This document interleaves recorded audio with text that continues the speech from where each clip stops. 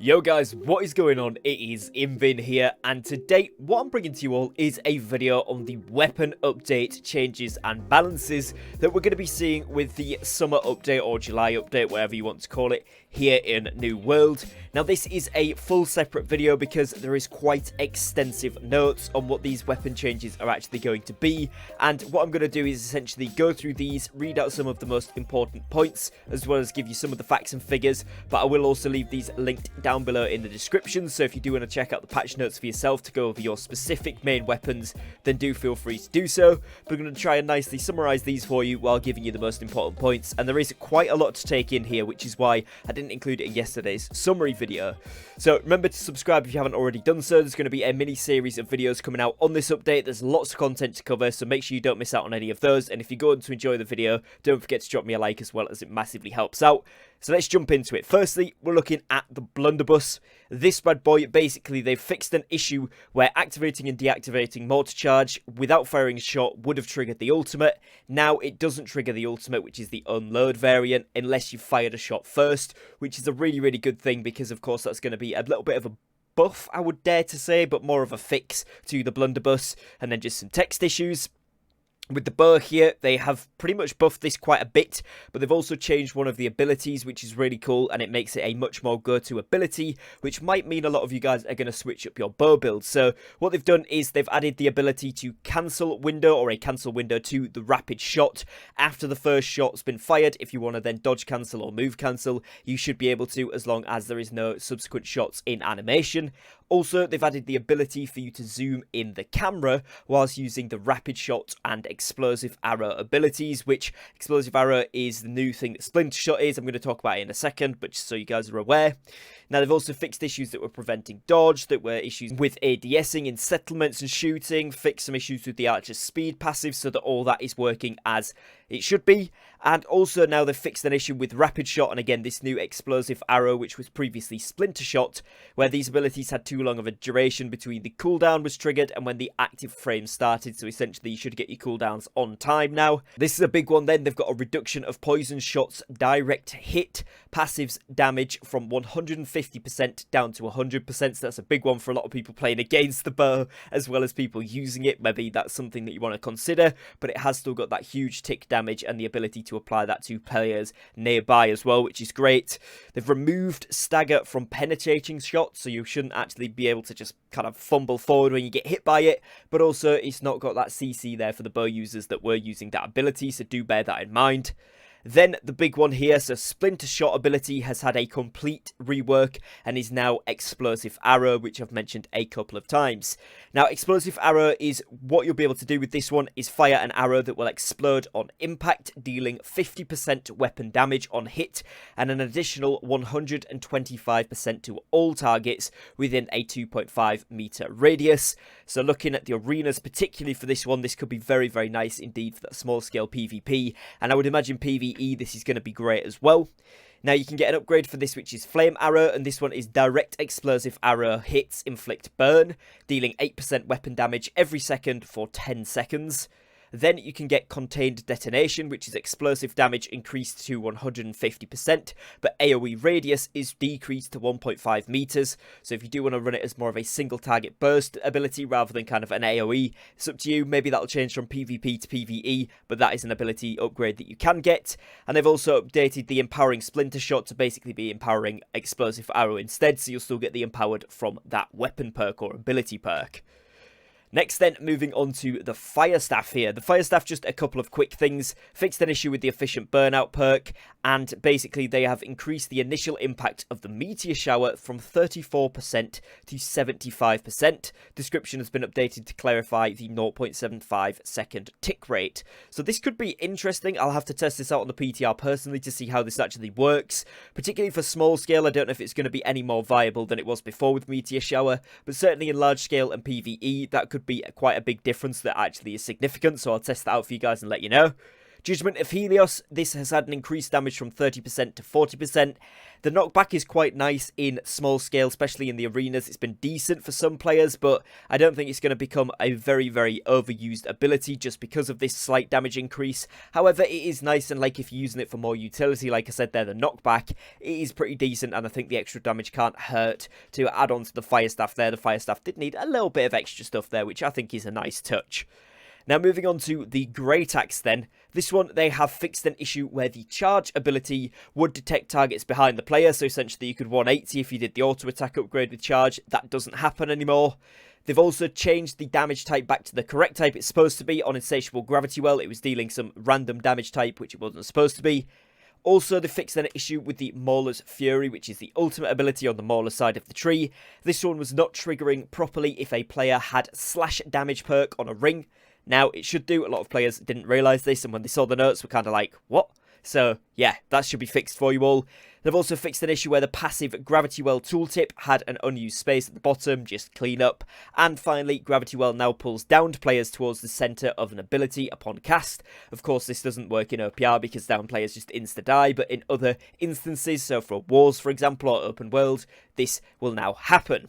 Now, the Hatchet has had some very extensive changes, fixes, updates, whatever you want to say here. So I'm going to try my best to go through these in a quite concise way, but there's a lot of stuff. Firstly, what you will see is that they've fixed an issue with the light attacks. Basically, they will all now be the same kind of hitboxes so that it'll be more consistent, which is going to be nice for Hatchet users.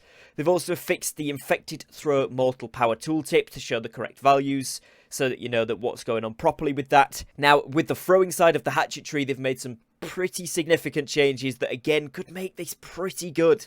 They've firstly allowed all throws to no longer need a passive unlocked to be able to critical hit, so you can just automatically crit with thrown axes if you've got that ability unlocked. Slightly reduce the block stamina damage on all thrown attacks, and they've adjusted the placement of the hatchets as they are thrown to be more in line with the player character and reticle, so you can actually better accurately aim these kind of hatchets as you're throwing them. Rending throw, they've had an increase of the base damage from 110 to 120%.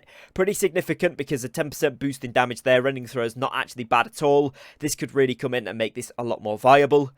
They've also targeted impact upgrade for this. They've updated the functionality to extend the duration of the rend by 4 seconds instead of increasing the power, which is nice. Again, makes this even better. They've also decreased the distance required to trigger from 8 meters to 6 meters. So overall rending throw, pretty good now. Now, social distancing, what they've done is they've increased the dodge back distance. They've added a stagger to distancing throw, so you're going to be able to cover more ground and you're going to stagger the enemy, which again, removing that from some of the abilities with the bow could make the hatchet tree come into its own very much so. Reduce the damage from 130% to 100%, which again is a lot better now they've added the stagger. They've reduced the damage, that makes sense. They've slightly increased the iframes during the backward dodge, so essentially you can't be CC locked as you're doing it as easily, but obviously if you get grab weld, you're still going to be in a bit of trouble. And then finally, they have increased the base slow effectiveness from 15% for 3 seconds to 25% for 5 seconds. So the slow is a lot better on this. Essentially, you're going to be a lot better off using this ability than you were before. It's going to give you some nice, decent iframe opportunity. It's going to give you a decent bit of ground to cover, and it's going to stagger and slow the enemy, which means you can escape, or you can catch up, or you can create distance very, very nicely, which is going to be super important if you are using that throwing side of the tree.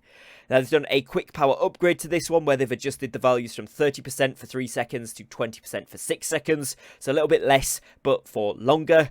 And then the stay back upgrade, they've updated functionality to root players for 1 second if the target is further than 6 meters away, which is very cool indeed. Now looking at Infected Throw, they have sped up the Infected Throw attack animation. They've increased the damage from 150% to 165%, which is a huge increase again, making this a very powerful attack. And they have increased the speed of the thrown projectile, so you're going to be quicker at doing it, and it's going to travel faster to hit the enemies, so it's going to be easier to use all round for, again, the throwing players with the hatchet. Throwing tree's really seen some love with this patch, which I think is going to bring it in a whole new realm of play, particularly in the small scale arenas. Now, Mortal Power, you've also increased the HP requirement to trigger from 30% instead of 50%. Aimed throw, this is a big one, so a lot of people that use the berserk side of the tree where they don't take the throwing abilities often get aimed throw so that they've got a little bit of a ranged option, particularly when pairing this with things like the Great Axe or the Warhammer or even the Spear.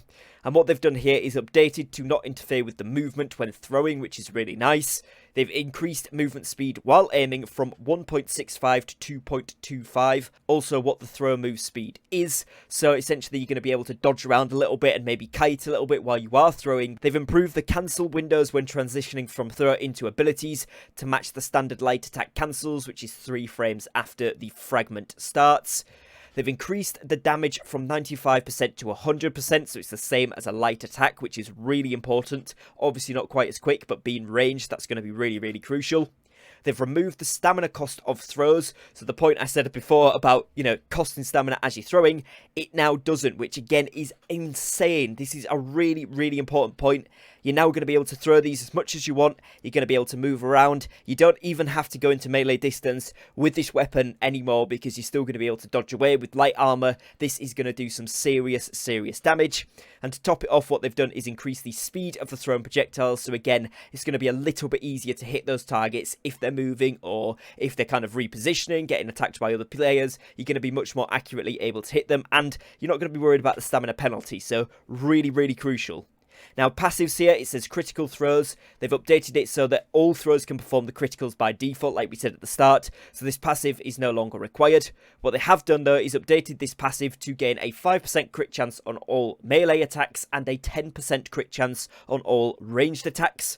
The On Fire and the Rejuvenating Crits abilities no longer require the critical throws to unlock them, so you can get down a tree a little bit quicker. Exploitation reduced the damage bonus from passives from 15% to 10%.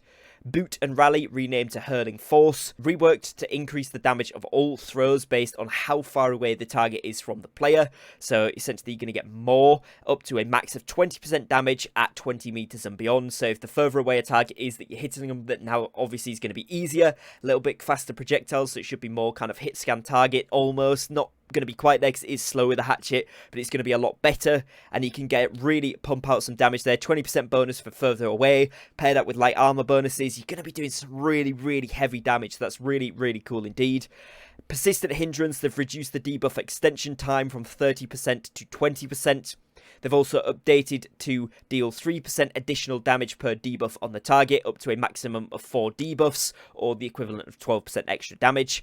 And Adrenaline Rush now triggers off a hit with an ability instead of an ability activation. So again, if you're not running things like Berserk, you can still get this to proc. So overall, a huge buff to the ranged section of the hatchet, and I think that's going to open up a brand new whole area of playing field. All these abilities are going to do a lot of damage. The no longer needing to use stamina to be able to throw with the regular throws is absolutely huge for the hatchet, and I think we're going to see a lot of players running this a lot more often now, which is going to be very interesting to see indeed. Now, the Ice Gauntlet, we've just had a few fixes here on this one. What they've done is added a 1-second cooldown to the Pylon Dodge upgrade. They've allowed sprinting when afflicted with Frostbite. And they have fixed an issue where the Ultimate Chill would not trigger when a target was hit with the Wind Chill or Ice Shower ability. They've also fixed an issue where gaining haste bonuses would result in Wind Chill being cancelled early due to transitioning into a sprint.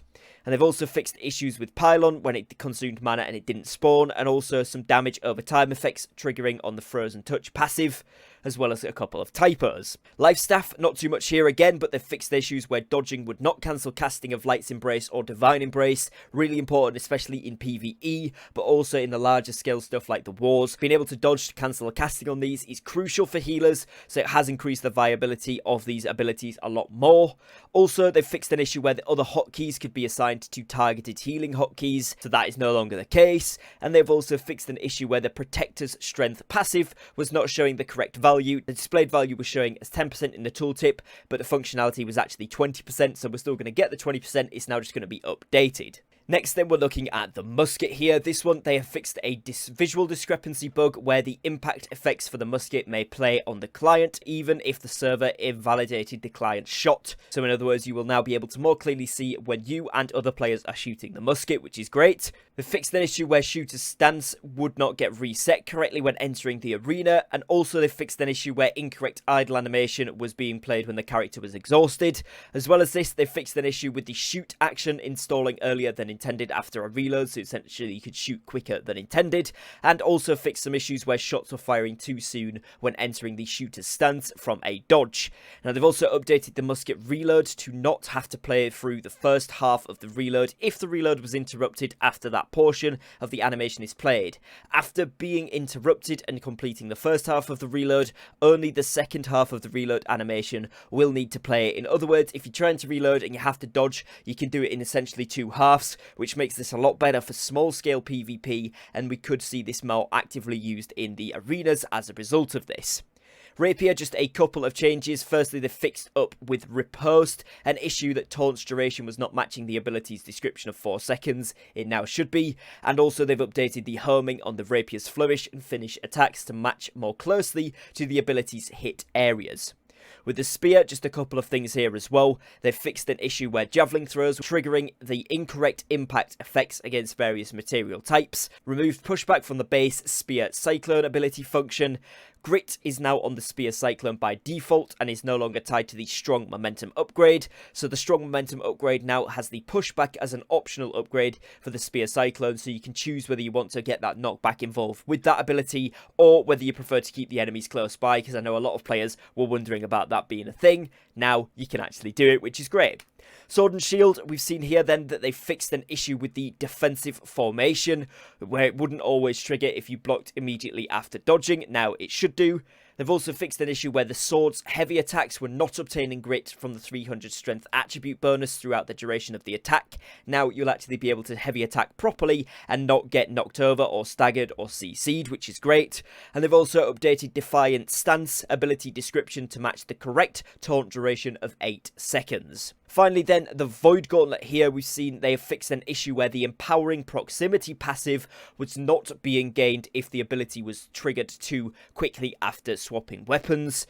They've reduced the Oblivion's Empower from 20% to 15%, which is a huge difference, and also reduced the light attack damage of the Void Blade from 100% to 90% and heavy attack damage from 150 to 140%. So it's going back to a more kind of utility-based weapon, support-style weapon, rather than being the main powerhouse where it was absolutely insane for damage. Now that's going to take a little bit of a back foot, but I think players may pick up the Hatchet in place of it, with it having the ability to rend, also poison. So yeah, you could see a lot of Hatchet play, I think, from this, and maybe slightly less on the Void Gauntlet, which I'm sure some of you will be happy about. Those of you that made the weapon, maybe not so much, but it still is usable. It's just going to be far less powerful than it was as a kind of primary damage weapon, if you will.